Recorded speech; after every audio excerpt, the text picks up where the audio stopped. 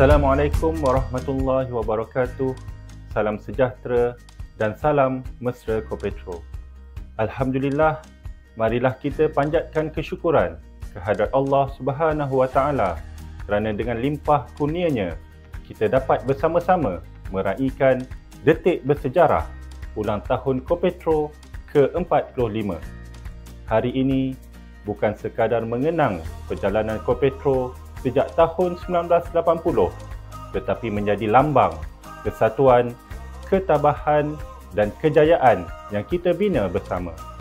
Sepanjang 45 tahun ini, Kopetro telah berkembang daripada sebuah koperasi kredit kepada sebuah organisasi yang berdaya saing dan berwawasan, menarajui pelbagai sektor strategik seperti perkhidmatan keuangan, pembangunan anggota, pelaburan, pelancongan, makanan dan minuman, serta sumber tenaga dan hartanah.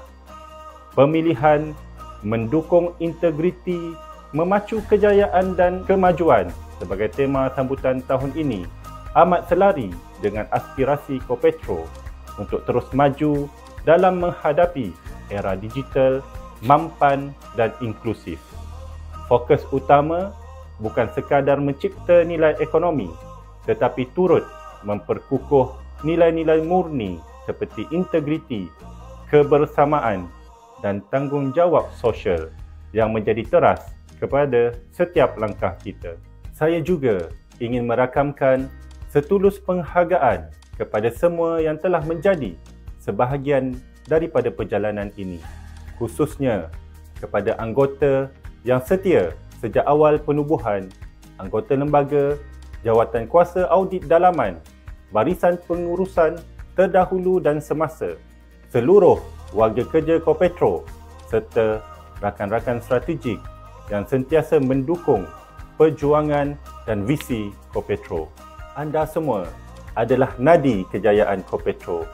Kejayaan ini adalah hasil kekuatan bersama, semangat juang yang tidak pernah luntur dan visi yang jelas demi manfaat anggota dan masyarakat.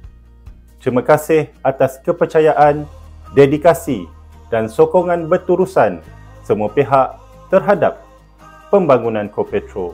Selamat menyambut ulang tahun Kopetro yang ke-45. Semoga Kopetro terus cemerlang menjadi model koperasi moden dan berdaya saing di peringkat nasional dan antarabangsa. Sekian, terima kasih. Wassalamualaikum warahmatullahi wabarakatuh.